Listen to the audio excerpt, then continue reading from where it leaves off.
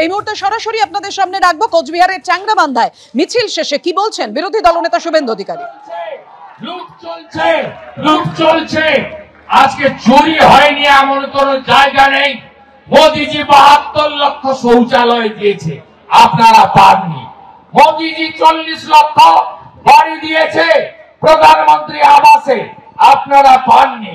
মোদিজি সবাইকে পিএম কিষাণ সম্মান নিধি দিতে চান, অনেকেই বঞ্চিত হয়েছে। মোদিজি 1,29,00,000 উজালা 1 উজালা 2 দিয়েছেন, আরো 25 লাখ দিতে চায়। মমতা ব্যানার্জি দিতে দেয়নি। আয়ুষ্মান ভারত চালু করতে দেয়নি, বিশ্বকর্মা যোজনা চালু করতে দেয়নি, বেটি পড়াও বেটি বাঁচাও চালু করতে দেয়নি। আজকে এই জন্যই বাংলায় পরিবর্তন দরকার। দিকে দিকে মিথ্যা মামলা, দিকে দিকে মিথ্যা মামলা আর ভারতীয় জনতা পার্টির নেতাদের জেলে পড়া। এই কোচবিহারে এক্ষুনি যদি যান, ভাতাবাঙ্গা থেকে দিনহাটা, কত বিজেপির মন্ডল সভাপতি বিএলএ 2 এই দলদাস পুলিশ জেলে নিয়ে গেছে। কিছুদিন আগে বিহার ভোট হলো, ফলাফল এলো 14 তারিখে। মিষ্টি বিতরণ হচ্ছিল, বিজয় মিছিল হচ্ছিল। অজয় রায়কে, দিনহাটার নেতাকে বাড়ি থেকে টেনে হিচড়ে নিয়ে গিয়ে 15 দিন জেল খাটালো এই পুলিশ। এই পুলিশের নাম হলো মমতা পুলিশ। এই পুলিশি রাজ খতম করতে হলে এই পশ্চিম বাংলায় পরিবর্তন আনতে হবে, রাষ্ট্রবাদী সরকার তৈরি করতে হবে। ভারতীয় জনতা পার্টি কথা দিতে পারে প্রতি হাতে কাজ, প্রতি পেটে ভাত, প্রতি মাথায় ছাদ বিজেপি দেবে, অন্য কেউ দিতে পারবে না। চ্যাংরাবান্ধা চেকপোস্ট যদি কেন্দ্রীয় চেকপোস্ট কেউ চালু করতে পারে, সেটা ভারতীয় জনতা পার্টি পারবে, অন্য কেউ পারবে না। জোট বাঁধন তৈরি হন। পশ্চিম বাংলার মমতা ব্যানার্জি চাকরি দিতে পারেনি। লক্ষ লক্ষ যুবক ছেলে, এমনকি যুবতীরা শিক্ষিত গ্রাজুয়েট, তারা টোটো চালিয়ে খায়।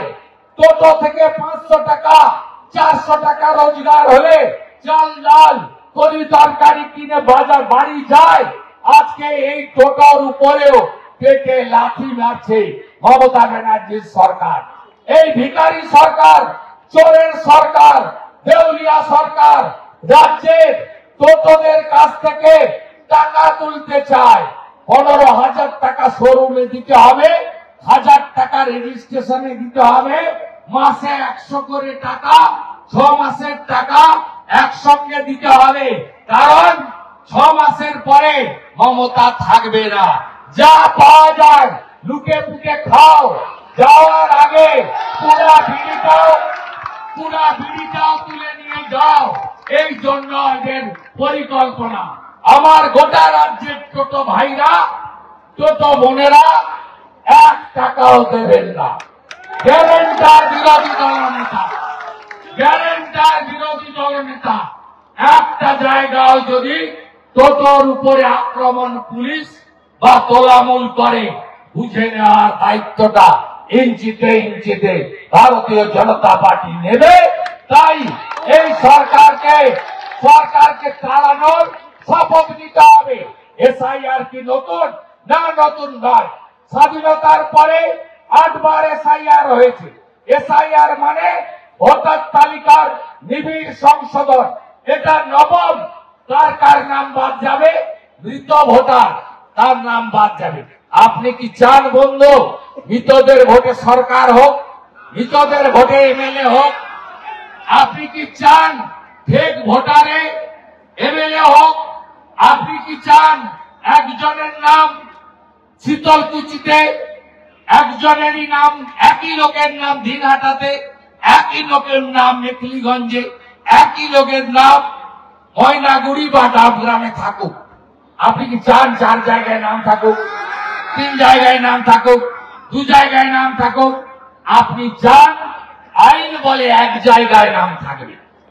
তাই এসআইআর নতুন কিছু নয়। এরা বাধা দিচ্ছে কেন?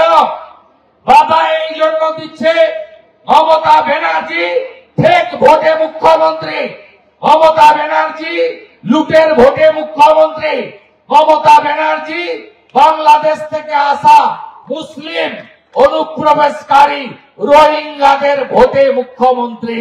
তাই মমতা ব্যানার্জি বাংলাদেশি মুসলিম অনুপ্রবেশকারী রোহিঙ্গাদের রাখতে চায়।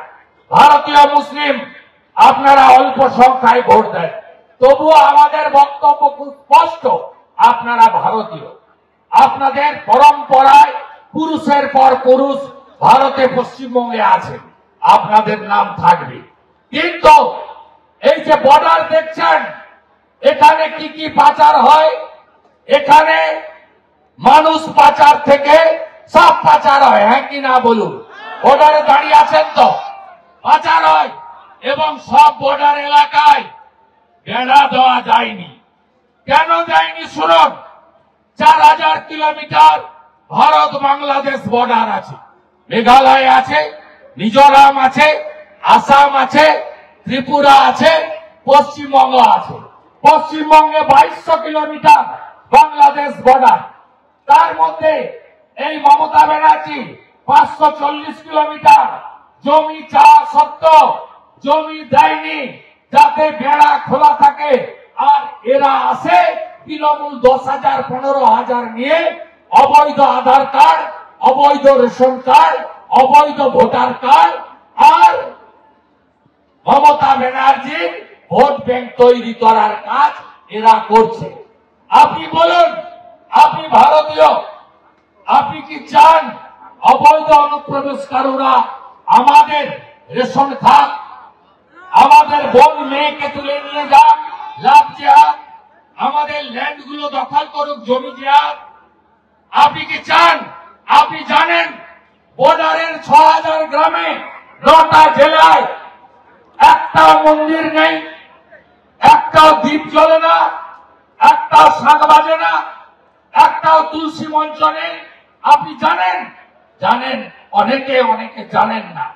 তাই এই নির্বাচন অবৈধ অনুপ্রবেশকারী ভার্সেস ভারতীয়দের নির্বাচন।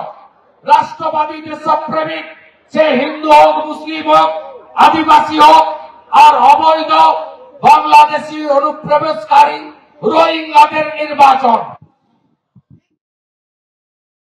এবিপি আনন্দ, এগিয়ে থাকে, এগিয়ে রাখে।